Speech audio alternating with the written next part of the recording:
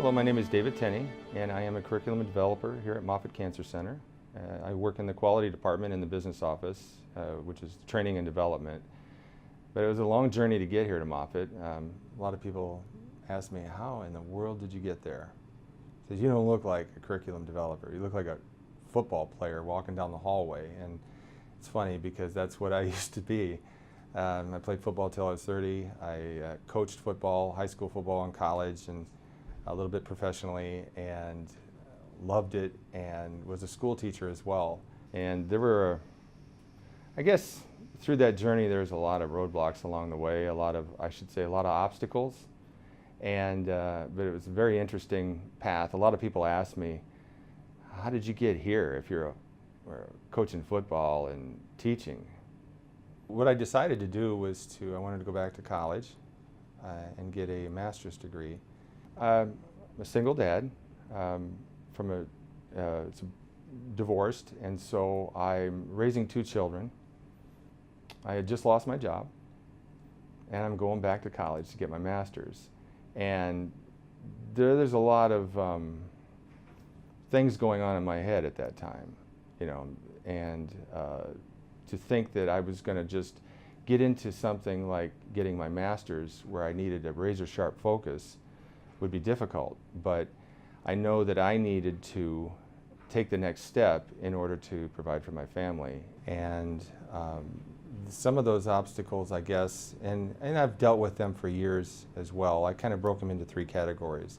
One is considerations, the other one is fears, and then the last one were roadblocks. And 2 of them had to do with me personally, psychologically, and then of course roadblocks were actual physical roadblocks.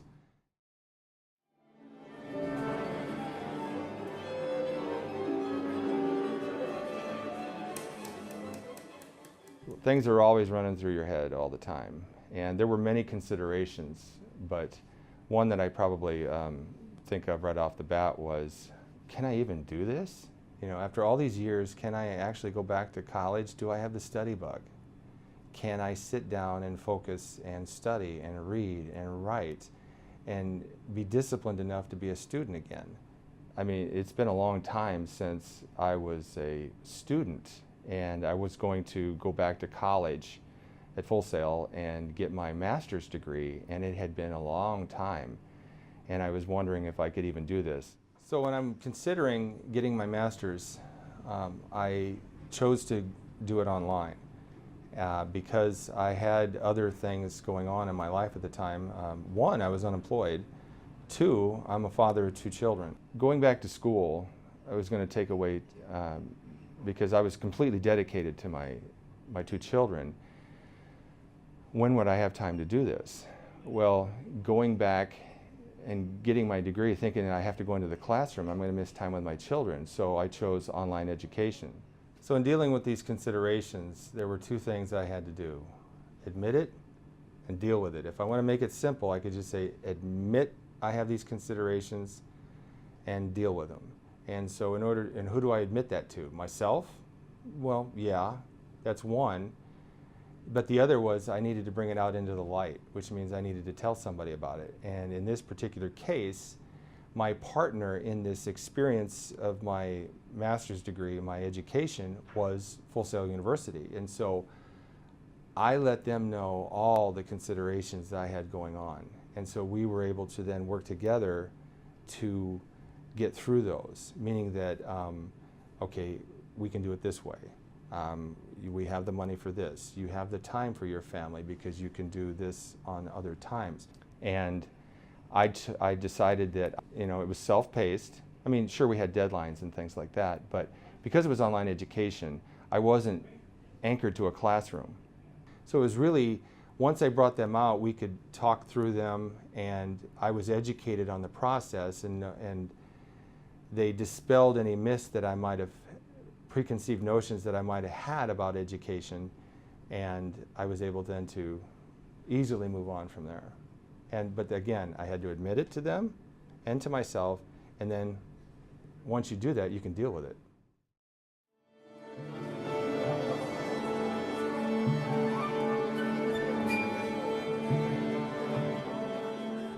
Well, fear means false evidence appearing real.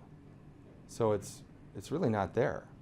Fears are just, it's internal. I think of the movie in Rocky in Rocky 3 where he's fighting Clubber Lang. Now he had won the title, then he fights Clubber Lang and gets beat badly, and now Apollo Creed comes in and trains him to go and fight him again. And he's training and doing everything a different way, and they're running on the beach and he gives up because he doesn't think that he can win. And so he gives up. But we don't know this. He just keeps remembering he got beat. And so Adrian approaches him on the beach and makes him admit his fear, which is his fear of failure. I'm afraid to fail. What's the truth, damn it? I'm afraid, all right? You want to hear me say it? You want to break me down? All right, I'm afraid. For the first time in my life, I'm afraid. I'm afraid, too. There's nothing wrong with being afraid. There is. For me, there is. Why, you're human, aren't you? Look, I don't know what I am. All I know is I'm a liar. And because of that, Mickey ain't here no more. You have no right to feel guilty for what happened. You don't. You were a champion, and you did what you were expected to do. And you did what I and everybody else thought you should do. And you want to tell me that those fights weren't real, that you were carried? Well, I don't believe it. It doesn't matter what I believe, because you're the one that's got to carry that fear around inside you. Afraid that everybody's going to take things away. Afraid you're going to be remembered as a coward. That you're not a man anymore. Well, none of it's true. But it doesn't matter if I tell you. It doesn't matter because you're the one that's got to settle it. Get rid of it. Paula thinks you can do it. So do I. But you got to want to do it for the right reasons. Not for the guilt over Mickey. Not for the people, not for the title, not for money or me, but for you. Just you alone. And if I lose? And you lose. But at least you lose with no excuses. No fear. And I know you can live with that.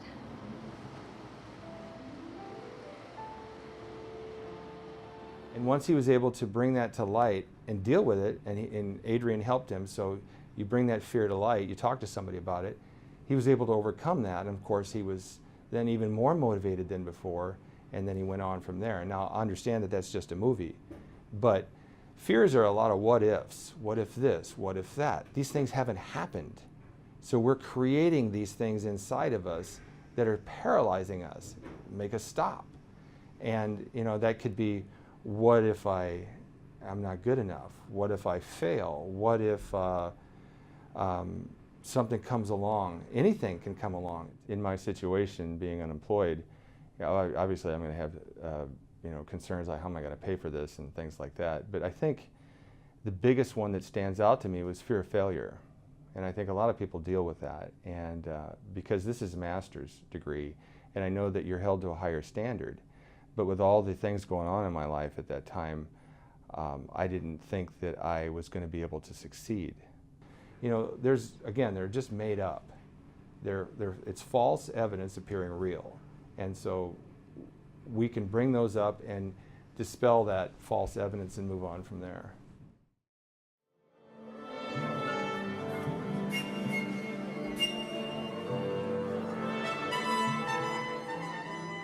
Well, you know, in the first two that I talked about, considerations and fears, these are things that had to do with me.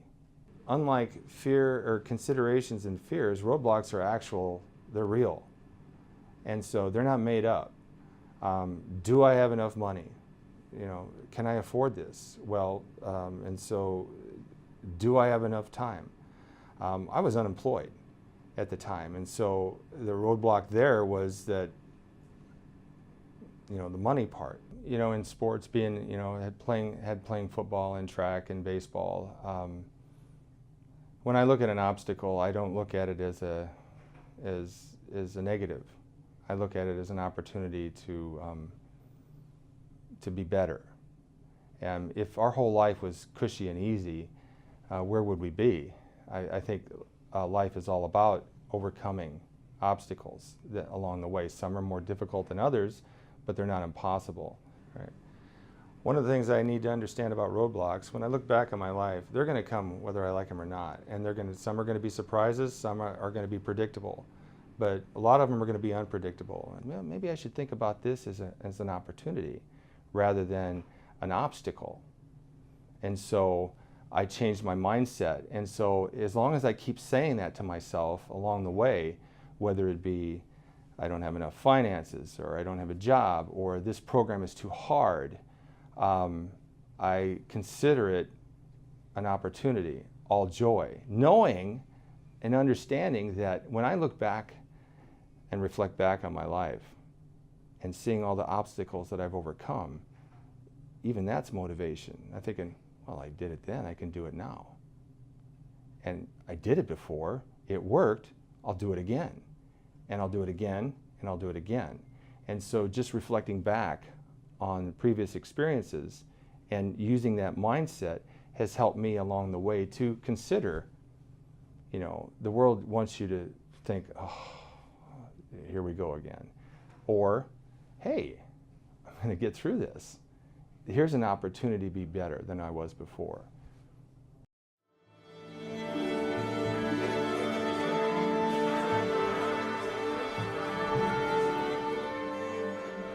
So when I look at considerations and fears and roadblocks, I look at them as opportunities to become better.